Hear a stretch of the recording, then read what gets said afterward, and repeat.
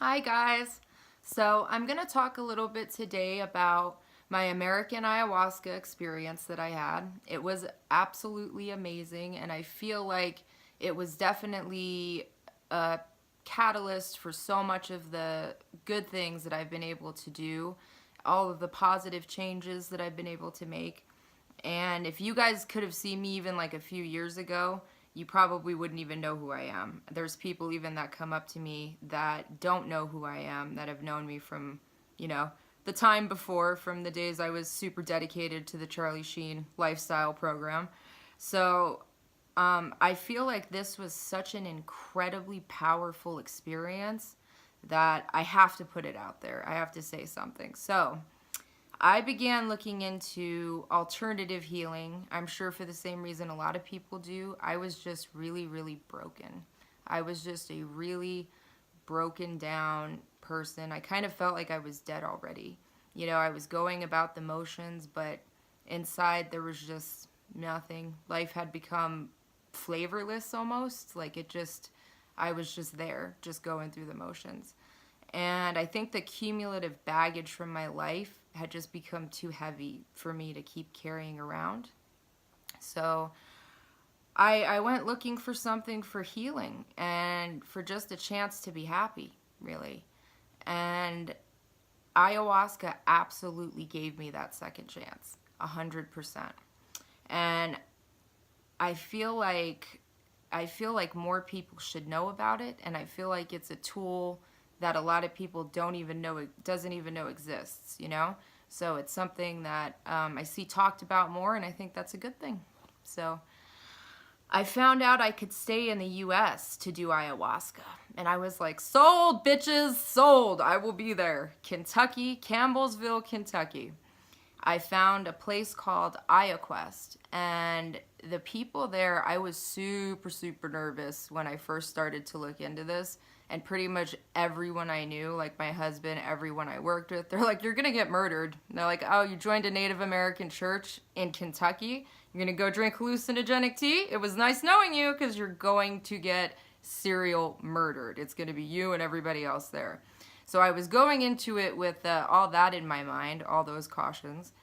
And Steve and Terry and Nick at Ayaquest were just the best people. Like, they are just good people. They made me feel at ease as soon as I got there.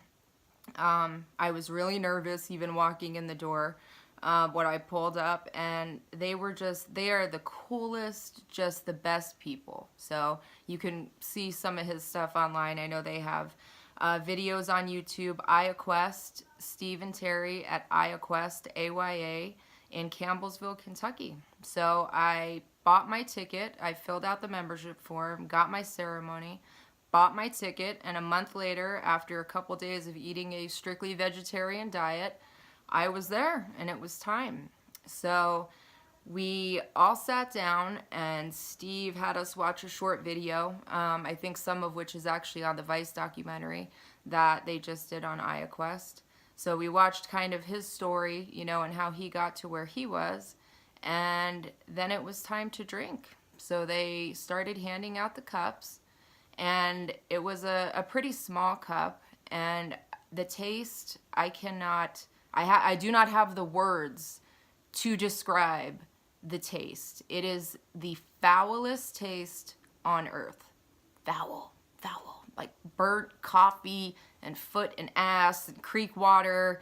I think Terry said it was intense. It was an intense taste, an intense experience. So I drank my first cup, and I went to go lay down on my little mattress with my little blanket that I had brought. And I started to feel really, really nauseous. Like, I started to just feel like I was going to projectile vomit, Exorcist style. It was coming. I just didn't know when. And I ended up getting kind of sick. Well, I ended up getting really sick. I puked quite a bit all over the place. I felt really bad for the guy that was laying next to me, because he kept like turning over. He's like, are you okay?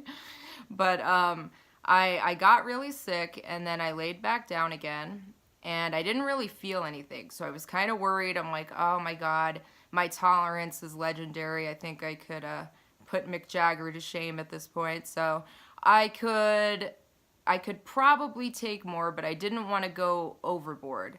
But they handed out the second cup, so I took that too. Ended up getting quite sick with that too. And I closed my eyes and I started to see, the best way I could describe it is maybe Aztec art, like Mexican art, like the kind that you see on like pots and vases and stuff, in the most beautifully iridescent colors on the blanket, and my blanket did not have that on it. So I was sitting there and looking at it, and I'm like, okay, I guess it's working. So I shut my eyes and I laid back, and again, it was just those vibrant colors. It was very, very soft and very healing. And I could kind of feel a vibration in my throat. Like it's hard to explain, but inside my throat, there I could feel like vibration going on. So it was really soft. I decided not to drink a third cup because I had already been pretty sick. So I decided to call it a night. So I laid down. After a few hours, I finally fell asleep. And it was just very soft and very healing. Now, the next night, because you get two ceremonies with ayahuasca. So the next night, the brew is a little bit stronger. I think that you can drink a little bit more as long as that's what you want. So Steve, who's the shaman, he came over and was like, hey, I have these eye drops, these Sinanga eye drops, which is something that is used with ayahuasca, and in those cultures, I believe it's used to potentiate ayahuasca, but they also use it for hunting. I think they use it they believe it, makes it for better likely that they're going to have a successful hunt because they can see a little bit better. Sinanga is really interesting. I've been really reading about that quite a bit. But one of the big things it does is they do it with the ayahuasca. So I'm like, I'm already here. Like, I might as well just do it, right? Like, I'm already here. So he's like, who wants to do it? And I'm like, I'll do it. So most of the people there were men when I was there. It was me and only one other lady. So there was a pretty tough guy that was there with us. And I was like, you should do it before me and this lady do it, just to make sure that like your eyes is totally fine and everything. And he's like, I'll do it. So Steve goes and he puts the eye drops into his eyes, the other guy, and it did not look fun. The guy immediately looked like it definitely was burning. He definitely, I don't think, was expecting it to burn that much. He handled it like a man. He did. But I was like, oh shit, I don't know if I want to do that. But like I said, I was already there, I might as well. So I did the Sinanga eye drops, and it was like putting acid right in your eyeballs. It burned. They tell you not to rub your eyes after. You just have to kind of like take it and blink it out. So that was interesting. And then I drank my first cup of ayahuasca on the second night. And again, I was kind of worried. I'm like, I don't feel anything. Like, I bet nothing is probably happening. I probably need more. This is my last night. I better make sure that I drink enough to like get my money's worth out of this experience. So I ended up getting sick off the first cup again. And I'm like, I can't hold this stuff down. So it's not going to work. I'm going to be wasting my time, So she gave us our second cup. And I was sitting there and I'm like, all right, I still kind of don't feel anything. My stomach kind of hurts. You can't eat for several hours before the ayahuasca. So I'm just going to eat because I feel like I've gotten what I'm going to get out of this. And Terry, who is Steve's wife, was like, I don't think you should eat yet. She goes, because when you eat, it dumps everything that's remaining in your gallbladder into your stomach, and it can be kind of intense. And I was like, why is this lady standing between me and my dreams of chip consumption? I was so freaking hungry. I'm just like, just give me the chips. I don't want to hear about that. Just give me the chips. And she goes, just give it another 45 minutes. And I'm like, oh, okay, fine. So I lay back down, and oh shit, man, it is a good thing that she did not give me those chips because I would have been fucked, okay? So I ended up kind of getting a little bit more sick, and I'm like, well, this is going to be it. And I laid back down, and the minute that my head hit that pillow, holy shit. My head hit the pillow, and it was almost like a pulling feeling, like a magnet pulling feeling in my chest. And I kept trying to make myself relax. I'm like, it's going to be fine. It's going to be fine. And that pulling feeling just kept getting stronger and stronger and stronger. Like the feeling when you're on like those slingshot rides, like right when they shoot you out of the thing, that was the feeling, and it kept growing in intensity, and I couldn't stop it. And all of a sudden I saw just this explosion of color. It was the most amazing thing, and even trying to describe it now, it seems like it's so stupid because I can't tell you how incredible it was. It was just all of these geometric patterns everywhere, all on top of each other, all at once. And that was while I was having that pulling feeling. And I got pulled and pulled and pulled, and then it just stopped. And when it stopped, I was sitting in a gigantic space that was completely covered in those moving geometric, unbelievable, impossible color patterns. And I realized that I was laying on the floor. Like, I don't even know if floor is a real word in that sense, in that realm.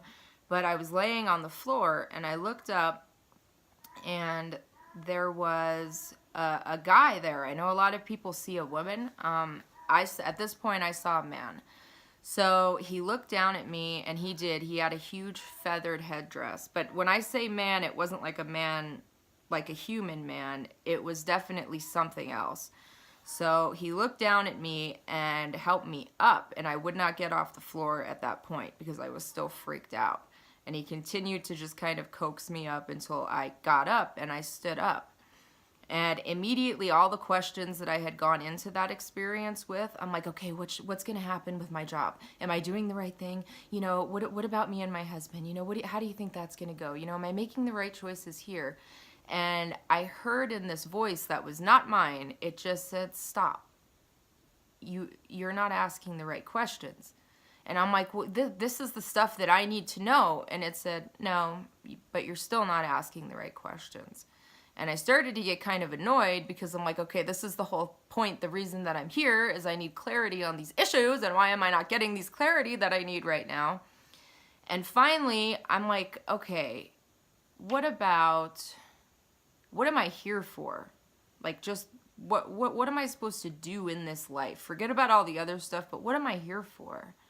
And as soon as I asked that question, all of the colored patterns and everything started to change. And I looked up because I was laying on my back on this bed, and the other people's beds were over here, and then there was one guy next to me. And I looked up to look towards where the other people were when I had asked, you know, what am I here to do? Like, what are we? And I saw all of the people, and it was very dark in there. So when I say see, I mean, you know. So I saw all the other people, and they weren't, you know, flesh and matter and everything. I saw all of their energy. And it was just this beautiful pulsating energy coming out of each of them. And I could see the energy of the shaman walking around. And, you know, he told me, he's like, that's what you are. And I'm like, okay. So, okay, I kind of get that. And I processed it later. And as I was looking at the other people, underneath, I could see there was an incredible amount of darkness. There was all these, like this dark congealed mass of all these snakes that were just kind of eating each other and kind of swirling around each other and everything. And I was like, well, what is that? And he goes, that is the negativity that you carry around with you into every situation. And it's just waiting, just looming down there just to come out and just bite somebody. And I'm like, oh, well, that's kind of fucked up. It's like, but it is true. Okay, I get it. And I started to notice that the snakes were rising, and they were getting, you know, they were getting bigger and kind of rising and kind of engulfing things, and they were getting awfully close to where the other people were having their ceremony and where I was. And I started to have some anxiety. I started to panic a little bit because I didn't want them to get near them. And they just said, well, do something about it. And I'm like, okay. And I put my hand out, and I know this sounds kind of nuts, so I hope you guys are staying with me, but I put my hand out, and this beam of light just came out of my hand, and I kind of molded all of the snakes into this bright burning white light. And that bright burning white light itself turned into a white snake wrapped around my left arm and sat there for the rest of my ceremony. And that was a female. And she talked to me about, about a lot of things throughout the ceremony. And I started to kind of feel that pull lessen a little bit, like that uncomfortable magnet kind of feeling was starting to let go and kind of soften a little bit. And he said, let me do one last thing for you. And I was like, okay, sure, why not? And he stuck his hands into my chest and pulled out all of this black tar-like stuff, completely cleaned it out, shut it, and said, okay. And then he kind of let me go. And as he was letting me go, these words in bright, bright fire would probably be the only thing that I could describe that as. They were just burning just across everywhere. And I got 3 words, and the top word was empowerment, the middle one was discernment, and the lower one was love. And I felt like those were the gifts that I got from that experience. And then I could literally feel the ayahuasca just kind of set me back down, like in my body. And when it set me back down in my body and I opened my eyes, I just had tears just streaming down my face. All my fake eyelashes were completely stuck together and, poking me in the eye and everything. But it was the most incredibly healing experience. The feeling of love and acceptance, and hey, it's okay. Even if you haven't been doing okay, you can change it now, and it does matter, and nobody is beyond saving. And that's what I got out of that. And because of the experience of that ceremony, I completely changed my life. I changed my life. I changed the way I treat other people. I changed the way I interact with people. It completely changed everything about me, down to the habits that I'm able to maintain every day that I've never been able to for my entire life. I feel, and I've read this, that other people have termed it like this, but it really is like a factory reset for your mind. And I feel like maybe this was something, that was put here for that reason. This life is hard. This life is tough. This life definitely beats all of us up.